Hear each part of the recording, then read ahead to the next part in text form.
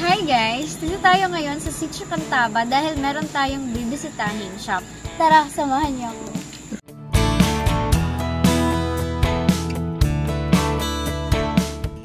So, pasok tayo guys. Ito sa kanilang shop. So, pag open mo ng door, bubungad sa'yo ang napakagandang, syempre una, store owner, Hello. shop owner, at ang kanyang mga paninda. Hello, yes, good ma'am. afternoon. Hello, Ma'am Ruby. Good afternoon. So, guys, siya pala yung owner. Co-teacher ko siya, si Ma'am Ruby Jane Dacuno. So, ma'am, ano pala yung pangalan ng shop mo, ma'am? Hello, good afternoon everyone. Welcome to House of Roberts. Pinangalanan po siya ng House of Roberts kasi ang lupain na tinitirikan nito ay nagmula po sa lolo ko. Yung lolo ko ay Roberto ang pangalan, ngunit namatay siya sa Amerika kasi doon na siya nakatira for how many years? Kaya Amerikano na rin yung pangalan niya, Robert. Yes. Kaya pinangalan namin to sa kanya para kahit wala na siya dito, nasa heaven na siya, buhay na buhay pa rin ang kanyang diwa through his name, di ba? Yes, ma'am. Okay, ma'am, pwede mo namin malaman kung ano ang makikita namin sa shop na ito? Okay, so ang shop na to ay interesting, no? Kasi kagaya sa atin ng mga momshi, mahilig tayo magpaganda ng bahay, ito lang yung libangan natin, pwera lang doon sa nagmamadyong, di ba? Okay, kaya makikita nyo yung mga figurine namin. Yung mga figurine namin, simple lang siya, ngunit ito ay nanggaling, most of them came from England. Wow. Made of England siya. And then, ang mga materials niya ay mostly mga porcelain at saka mga fiber resin. Kaya, ang Promera klase siya. Kaya, makukonsider na siyang high-end. Aside from the porcelain, meron tayong mga kitchenwares, no? Meron tayong mga Turin, just like that, na nasa baba. Yung mga St. Michael na mga brand, yung mga Ansley, Ansbury, at saka marami pang iba. Okay, kagaya sa mga brand ng sa England, we have Dalton, we have Royal, Stanford, yes, at marami pang iba. Meron din naman akong mga tinda ng mga deco plate. As you can see, marami tayong deco plate doon. Yung mga deco plate, kasi sa Europa, mahilig talaga sila sa mga deco plates, no? Yung mga vintage homes doon, until now, hindi pa yan nabubura. Kasi pa, it doesn't run out of style, no? Oo, kahit yung mga modern houses ngayon, nagde-decorate pa rin sila ng mga deco plates, no? Kaya may mga deco plates ako dito, iba-iba yung design. Okay, some of them came from Germany. Meron naman tayong mga hand-painted na galing sa Portugal. Meron tayong Scotland at Poland, no? Most of my items are from UK. Oo, meron din naman akong from Asian. Meron akong mga Korean plates. Meron akong made in China. Meron din akong made in Japan. No? Okay, yung mga made in Japan ko ay karaniwan ay Noritake. Alam naman natin yung Noritake is a sikat na brand, no? Diba sa talaga? Japan, yes. Pero dito sa store ko, mura lang. No, mura lang. Kasi most of Affordable. yes, mura lang siya. Why? Because some of my items came from pull-out, mga auction sa abroad. No, pinapasa ng aking supplier. So, mostly, mabibili mo yan pag nag-online ako, di ba? Kasi live hindi naman, selling, yes. Sa live selling ko. Kasi hindi naman ito, hindi naman to, pa sa public. Hindi pa nila alam na mayroon akong mga stock na ganito.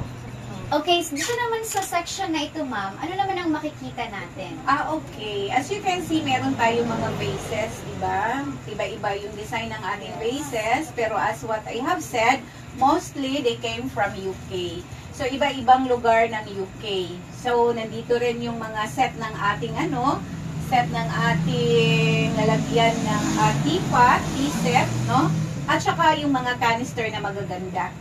Ito talaga yung mga item na pinagmamalaki ko. Kasi maliban sa bread niya ay St. Michael, magaganda talaga yung item na yan.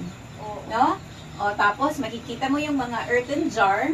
Yung mga earthen jar ko, halo-halo siya. Hindi lang siya sa UK. may halo din siyang from Asian different places of Asian, no? Okay, so yun lang ang naaano ko kasi parang wala nang parang wala ang Pilipinas dito.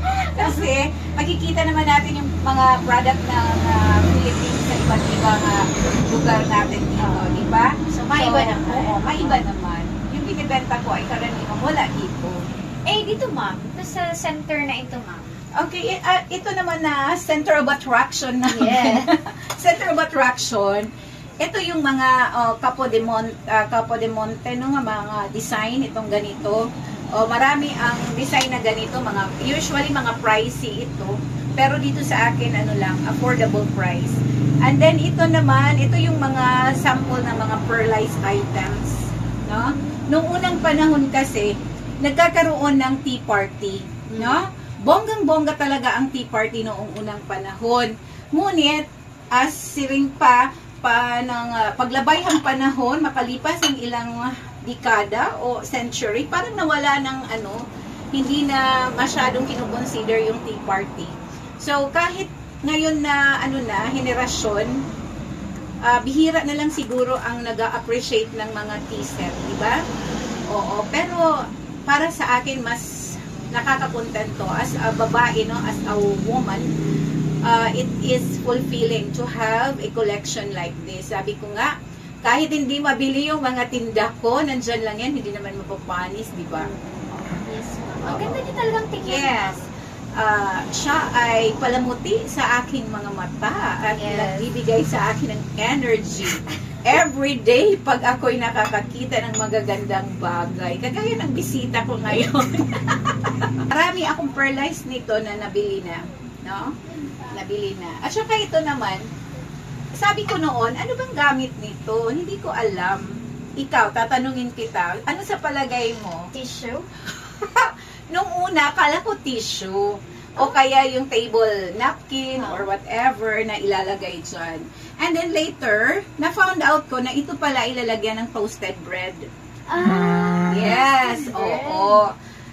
Sa ibang bansa, hindi po kagaya sa atin, no, pag kumakain tayo ng tinapay, we just put it in the plate and then eat na. Sa kanila, ito yung nilalagyan nila ng toasted bread.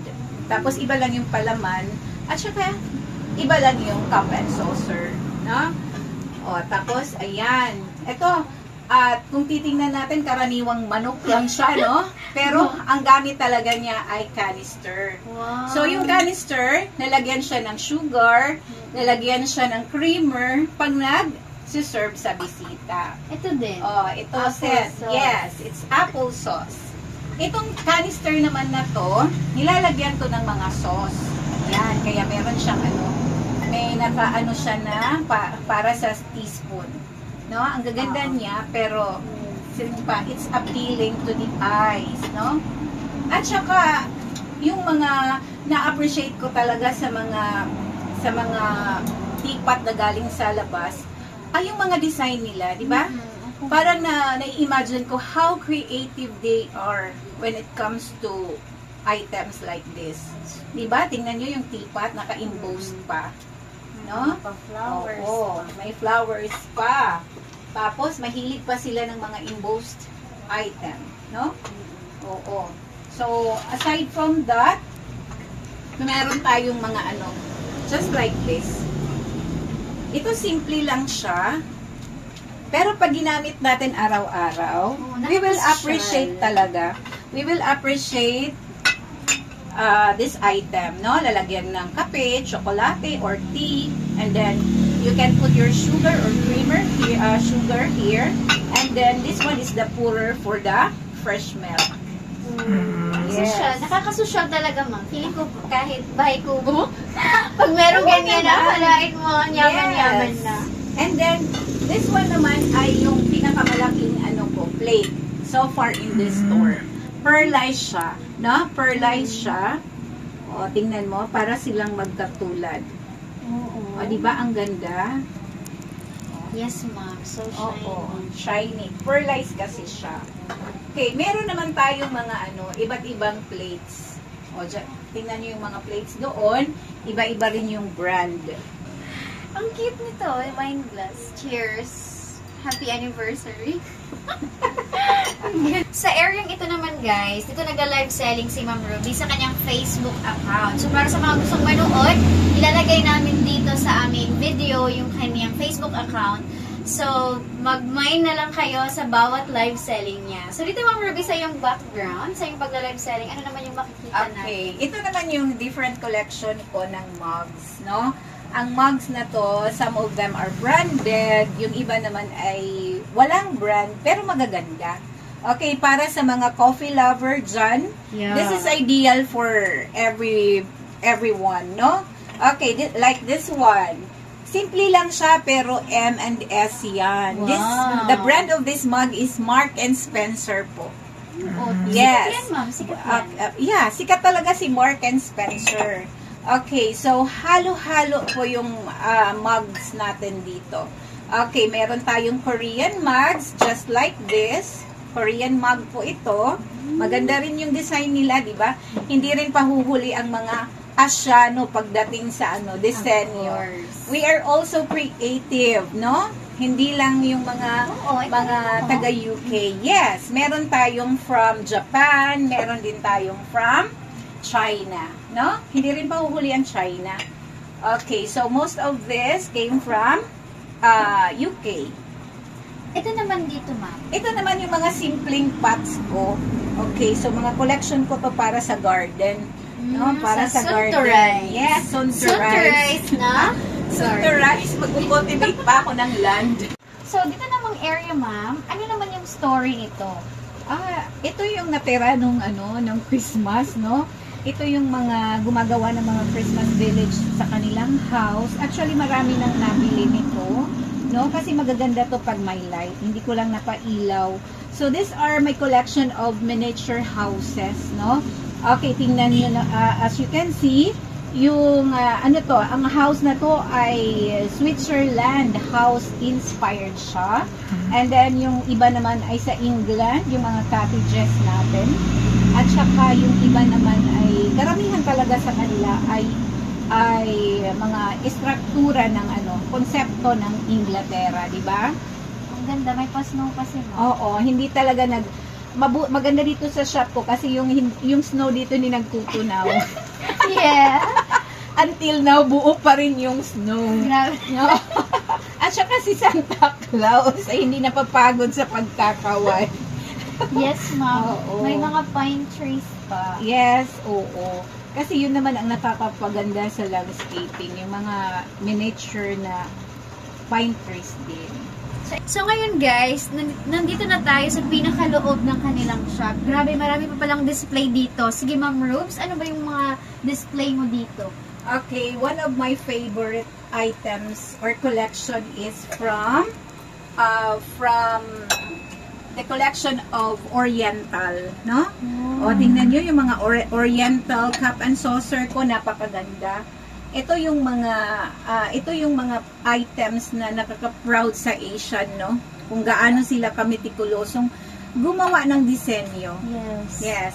So these are the products of Oriental. These are Oriental items.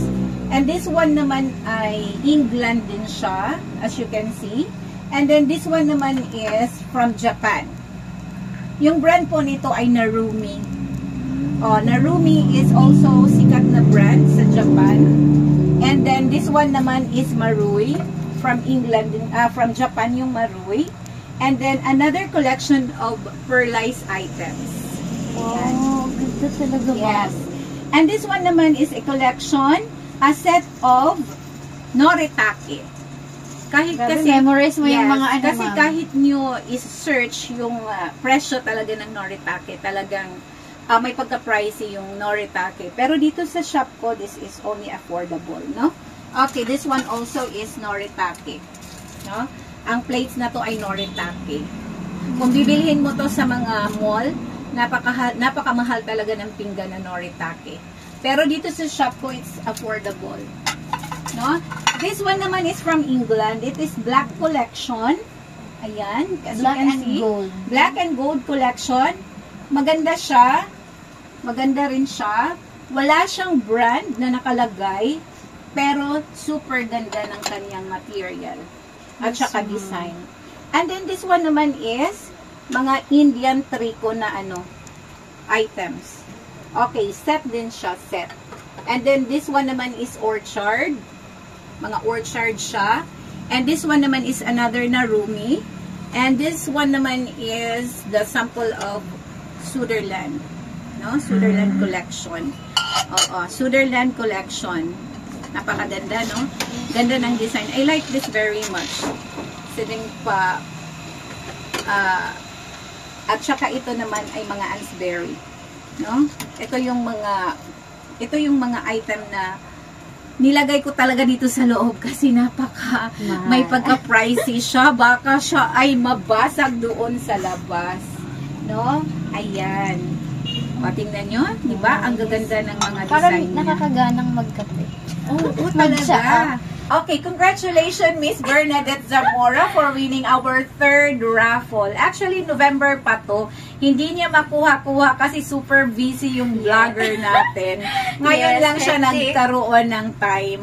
Congratulations Thank nga you so pala. much. Alam niyo guys, very perfect talaga kasi favorite ko yung blue at itong set talaga yung napanalunan ko. So thank you so much, ma'am. Yes. Sa halagang 100 pesos lang. O, diba? Yes. Dati taga sana all lang ako. Pero hindi ako tumigil mag-try hanggang sa nanalo ako. So kayo, try Yes. lang ng try. Yes, actually ito yung pangatlong raffle sa sa shop na ito. At I'm very happy na napanalunan ng Kaku-teacher ko. Yes. Dalawa na kami Diba? ba, no? Yes, dalawa Si na Ma'am sila Aileen actually. at ako. Oo. And then next raffle natin this month.